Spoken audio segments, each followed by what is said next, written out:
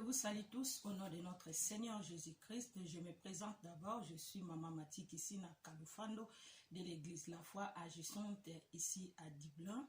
Que le Seigneur vous bénisse. Je bénis Dieu pour cette très belle occasion que le Seigneur a permis nous puissions parler de sa part. Bien-aimé, si je regarde, il y a beaucoup dans le monde qui traversent le moment difficile. Il y a beaucoup qui sont morts. Il y a beaucoup qui sont dans les hôpitaux. Mais toi et moi, le Seigneur nous a fait grâce de se présenter devant lui. Voilà pourquoi avant de commencer notre programme d'aujourd'hui, j'aimerais prier pour le message. Seigneur, j'abandonne ces moments entre tes saintes mains. Yo zala conducteur na biso zambi. Papa, sa yo nga na kokokelo kote. Sa yo pe na kosale lo kote. Nzambe na mona na te bato ba mona yo. Nzambe nga na loba te bato ba loba ipai na yo.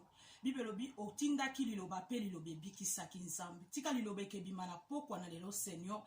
Ezala oye ko conduire moko na solution azalaki na yango. Seigneur, na tiki moment on a maboko na yo. Yo tambu sa biso du début jusqu'à la fin dans le nom puissant de Jésus-Christ. Tolobi amen. Sans plus tarder, tolni kotanga maloba na nzambe. Je dis un grand merci à notre Seigneur Jésus-Christ. Il doit permettre biso sous opportunité oyo. Ya kokuta na lisusu nesika opona koloba maloba na nzambe.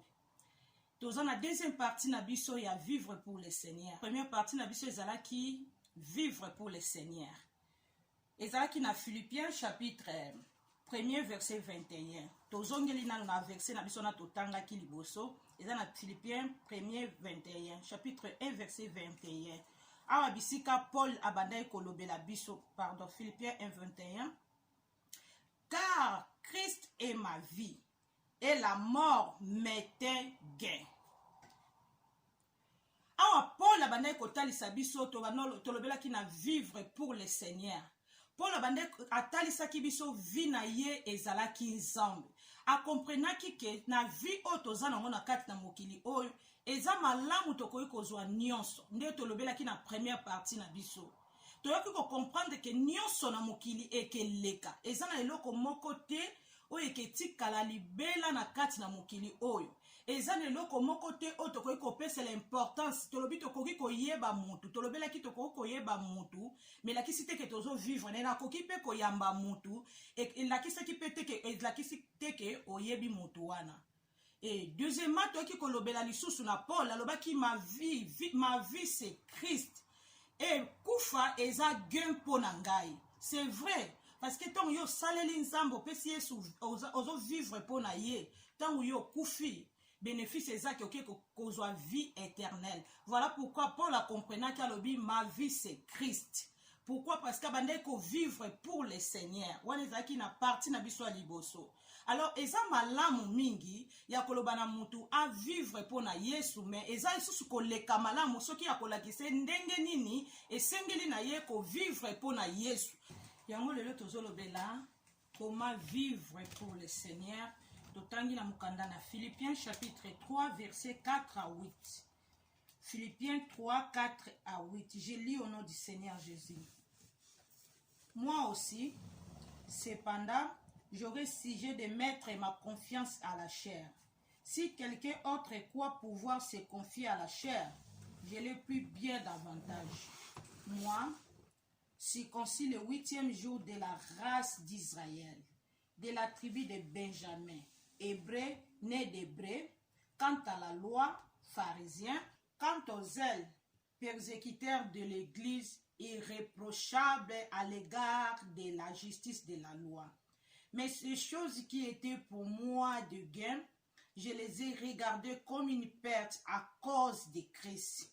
Et même je regarde toutes choses comme une perte à cause de l'excellence de la connaissance de Jésus-Christ et mon Seigneur, pour lequel j'ai renoncé à tout et je regarde comme de la boue afin de gagner Christ. Alors, tout le monde, apôtre Paul, azalaka mutu lokola mutu nyonso te. Azalaki nanu pharisien, azalaki hébreu, né d'hébreu, azalaki mutu azalaki mayele. Azalaki mutu azalaki mutu moko azalaki influent na kati na génération na azalaki lokola mutu nyonso te. azaki muto azaki mingi na esprit ya ba recherche ce qui fait babande kopesa ye ba lettre pona kokende kokotisa na babisika pona koke kopersekitaka ba chrétien. C'est parce que azaki mutu moko azaki influent, donc azaki mutu nyonso te, azaki mutu moko azaki na impact, azaki mutu moko azaki intellectuel, azaki mutu moko azaki capable. Mais Bible lobi na biso na 7 awa alobi, mais ces choses qui étaient pour moi des gains, je les ai regardées comme une perte à cause de Christ. Comment vivre pour le Seigneur? La première chose tomoni na kati apôtre Paul a considéré qui tout comme une perte à cause de Christ. Peut-être que si vous considérez une maman qui peut subir le côté, non. Pour considérer, c'est-à-dire ezanango, mais nazo monango normal parce que na yebike yango na tende za vinangai. A considérer qui yango baki na première partie de l'obaki a lobi vinanga, ma vie c'est Christ. Pourquoi? Parce que ton mutaza kati na Christ ezana biloko oyo azo monango spécial, to azo monango mutuya ou bien ezana biloko oyo azo trouver ngo eza normal.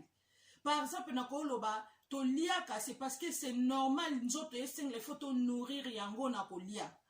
To lataka c'est normal, c'est parce que nzoto eseng la to bomba yango. C'est pas dit que ça spécial ou bien yango wana ndeza vie na biso. Non, yango wana nazo lobela ko considérer yango, te considérer nyonso comme perte. Donc so nazo yango et arriva katoke na ndako mosusu moni pena ke surtout mingi ba non ça même en Afrique. Ok nanda kwa mutu mo beton ok nanda kone beno zo comprendre que eloko nga nazo luka mo kikuta moi nazo sakanela ngo. Donc c'est-à-dire yo zo mona ngo important mais ya zo mona ngo normal. Ndele moko ndele nazo pesa explication o na ndele na angle spirituel na ba na Nzambe. Il y a des choses muto ayebi Nzambe te akomona ngo lokola yango na fin.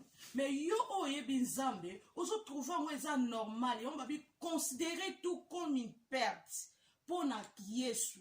Donc monango spécialité monango normal yongo nzamba ngi to considérer nyonso pamba ndeko na ngai elakisi te ke nzamba ko pambola biso te so tozo monango nyonso pamba. Est-ce que toko esengela te to bima to kende ko luka? C'est parce que za pamba non kende ko luka mais avec Jésus-Christ kende ko sala avec Jésus-Christ nyonso zozwa yeba ke tozo zwango. C'est parce que a permettre biso to zwango eza la spécialité. Et ça a été que le loko moko ngana zion, c'est parce que ngana za spécial non. Yon moni apôtre Paul, muto o bane ko mona ko persécuter ba chrétien mais na souka lobi a considérer que ngo loko la perte pour na Yesu. Zambali to comme na dimension moko yon to bi comment vivre pour le Seigneur. Moto a comprendre Nzambe et arriver na ba vie na biso muto mususu azo sala loko moko talie ka yo kilie mawa. Mais moi azo yo ka mata zo mona vraiment te non ça pene lo moko malamu et arriver ka mingi. Ose muta ose lo mo lo binzamba kutana. Et pourquoi? Parce que azana na dimension oyo azo considérer biloko nanu wana te comme une perte. Donc pona ye vie na ye yango wana. Yango nzamba lingi biso pona ko vivre pai na ye. Seigneur to mona biloko surtout na kati na mokili oyo. To mona biloko ango spécial te to mona ango ezana ango perte po mukolo moko nde na lobaki ezana cité moko te etikala ka et que etikala permanent na kati na mokili oyo.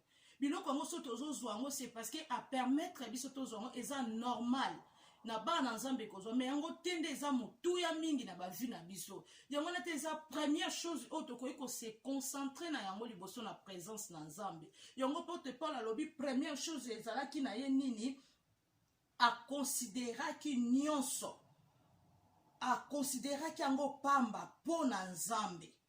A bibiloko mais ces choses qui étaient pour moi de guerre na moni yango pamba po na Nzambe. Nzambe alingi to mona nyonso normal pamba ndeko na ngai. To mona pamba yango muto ayebi po azo vivre po na Yesu. Amona ka biloko spécialité. Amona ka biloko mokili te loko l'estrade nga na zio yango ngam na leki batu non.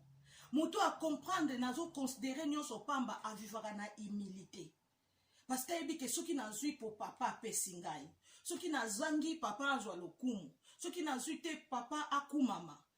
Yango na tozo lobela comment vivre pour le Seigneur. Mwana na Nzambe oyo ayebi nzambe alingaka vivre na komikitisa nde nalobaki eza na moto mosusu azosala elomo botali kaka ifaloka ye azomona aza yanke me yo oyokeli ye mawa omwana kati ya motema na bia nzambe ekutana na ye tomona yango mingi pourquoi parce que toza na dimension aussi tokomo oyo azomona yango vie biso si toconsidere yango eza perte po toza deja na oyo areservele biso place na éternité liboso na ye bien aimé. Pour vivre pour le Seigneur, considérez nyonso comme une perte. Ce que ça c'est parce qu'à permettre yozwa. Ce que zui kumi sans zambe, comme mon angwelo kona mutu ya te la vie. Mukile kele kanabeta kasete. Première chose to mona ki n'apôtre Paul a considéré ki nyonso comme une perte. Nyonso. Salomon azala ki na basi, azala ki na ba richesse nyonso na kati na mokili oyo. Mais na suka benga ki yango vanité. Na suka benga ki yango vanité. Pourquoi? Parce qu'à comprendre que on a organisé sa vie yango te, à comprendre que ça pamba. Apôtre Paul a lobi na moni yango pamba pona Yesu. Salomon a comprendre que ça nango pamba, bien aimé. Bima place toto bima bisika to telemeli et que tikala. Comment vivre pour le Seigneur? Sortez bisiko zali.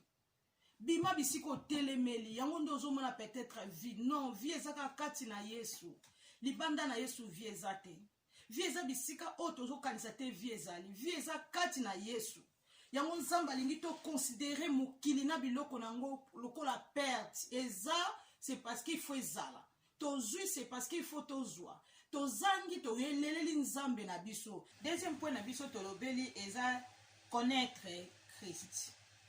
Connaître Christ. Totangi na même ukanda na Philippiens chapitre 3 mais toke na verset 10. Dans une phrase à liboso, apôtre Paul azol banabiso, mon but c'est de les connaître. But nangeza na yeba ye. Aza apôtre asale la kanzambe ayebi Yesu me biti na ye zake ayeba ye lisusu. Donc c'est-à-dire aza chrétien aza oya yamba Yesu aza oya sala Yesu me biti na ye zakaka ayeba ye lisusu. Pourquoi? Connaître autres beza lokola connaître intimité. Lokola mwasi ayebi mobali na ye.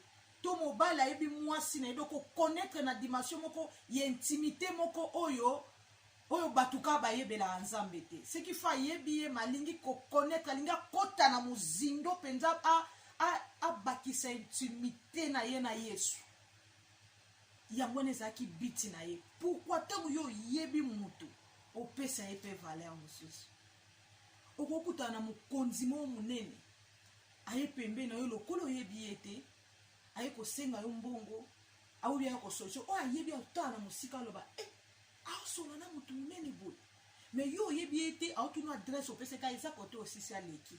Pourquoi? Parce que oyebi ete considération ya mutu ayebi ye a opesa eza ndemo te na mutu ayebi ete a opesa ye considération. Yongo apôtre Paul alobi bit na nga ya koyeba ye. Bien aimé. Deuxième partie, nous avons comment vivre pour le Seigneur. Kolinga ko na kolo ba terme nini ko bakisa intimité moko connaissance moko oyo yebike intimité oyo ngana zana ngola ye eza lokola défaut oyo zana ngo kaka mobali kaka mwaso ayebi omta kokoyeba ngo po ozana une intimité moko boye. Le but ya apôtre Paul ezalaki ya ko développer intimité malgré les apôtres. Pourquoi? Parce qu'il y a beaucoup bazana ba on a kati na Yesu mais ba connaître na nzambe bien te. Valeur a mutu epesa maka par rapport ya niveau yo yebeli. Toko yebi mutu aza boye ezana bato ebele ba négliger bato minene pourquoi yeba ki était. Zamba lingi to yeba ye. Et puis tout yeba comment opéra kana vie na biso. Ko connaître nzambe et la qui c'était ko relexer moment de difficulté non. Vous aurez les tribulations dans le monde, mais prenez courage car je vaincu. Connaître nzambe elakisi te ke nyonso eza nozala esengo oyebi ke malgré situation on a traversé mais mon rédempteur est vivant. Donc nayebi nzambe na ngai maloba na ye changeaka te. Connaître nzambe elakisi te oh waouh non aza le même Dieu oyo atikaki Yesu Christ na croix azo betama jusqu'à ce que amema biso na vie. Nzambe wana bibebi son fils unique mais livre atika qui est pour biso tobikisama. Connaître nzambe elakisi te kolekisa moment a pasité. Peut-être na moment ozolanda ngai ozo se poser beaucoup de questions. Ngam na sambelaka ngam na yebi nzambe. Pourquoi non bien aimé azan nzambe oyo abandonaka jamais bana ye. Nzambe alinga to connaître yon apôtre Paul abi mon but c'est de connaître yako yeba nzambe. Yeba ndenga banda alikamu yeba pe ndenga sukisaka. Yeba nzambe biso tondimi comment aza capable. Eza na bato ebele bafandi na ye tozwi exemple ya femme samaritaine akutani na nzambe mayebi te ke ye wana nzambe. Azo bato sambelaka nzambe ya bakoko na biso mabosani ke atelemi pembeni na ye nzambe. Okozala ozo sambela mozo comprendre nzambe te ozo yeba ye na malamu te. Tomoni awa Philippe na eza na Jean 14:8-9. Philippe azalaki na Yesu mazolo bana lakisa bango papa. Bien aimé tokozala kati na Yesu tokozala pe ba chrétien na kati na lingomba mais tolinga to yeba ye azanani pe ndenge ni na operaka na ba vie na biso. Tomoni ba disciple na bark tangu mbonge yelaki bango bakomoni ke Yesu apekisi mbonge bamituni aza vraiment nani mutolo. Bien aimé lingo yeba ye oyeba pe comment a operaka na ba vie na biso. Pour nous vivre na moto esengeli oyeba ye nzamba lingi to yeba ye. Yesu alingi to yeba ye ye mutakufaki pona biso. Yende mutaza nzela ya bomoi pona biso. Yende pe mutakozonga koya kozwa biso. Koyeba nzambe nde na lobi elakisi te ke moment ya difficulté ke za te na vie na yo. Mais seulement yeba ke nzambe nga na yebi malgré moment on a so traversé ako finir na ko pesa nga solution parce que abandonnaka jamais ba oya ye. Abandonnaka jamais lokola abandonnaka te ako abandonner pe yo te. Comment vivre pour le Seigneur? Considérer nyonso comme une perte à cause du Christ. Comment vivre pour le Seigneur? Connaître sa capacité. Il est capable de faire tout dans nos vies. Il est capable. Il est capable. Bien aimé, il est capable.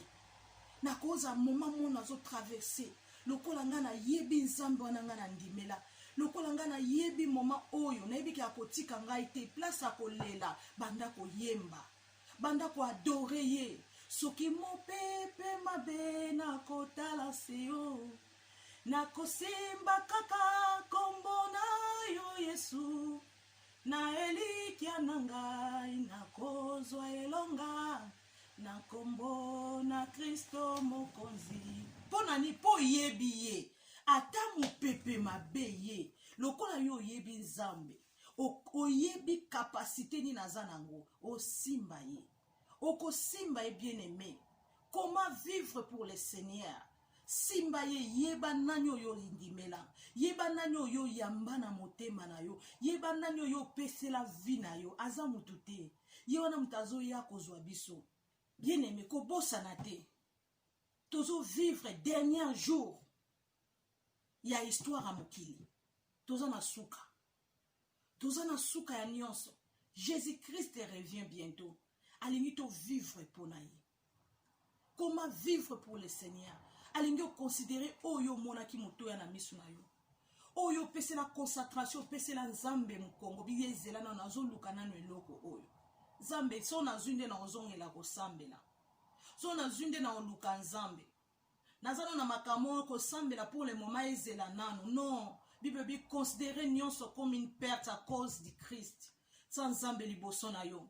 Sans Nzambe liboso na bomoi na yo. Yami balete omoni elobi ke balobi na biso connaître Dieu, connaître sa capacité, connaître de quoi il est capable, connaître à autre côté. De Genèse Apocalypse à tika juste mon côté. Loko la tika te akotika yote. Aotika yote yeba yeba bit apôtre Paul azaki muto sa yeba kinze mazo luka ko développer bit na ye ya koyeba nzambe to développer koyeba nzambe. Tout moni to koza na biso ba disciple bazaki na Jésus me ba yeba kiete. Bien aimé to zana nzambe. To simba Yesu. To kangama na Yesu. Thank you so much. When you confess, you confess your healing. Because your lips can build your life. Every morning when you wake up, Chaque matin quand tu te réveilles, look in the mirror. tu vas vers You need to stand firm in your faith, even when the situation is still the same. Because you will make the promise. parce que celui qui a fait la promesse. You demonstrate faith, you cannot resist God. Remember one, only faith makes God happy. God bless you.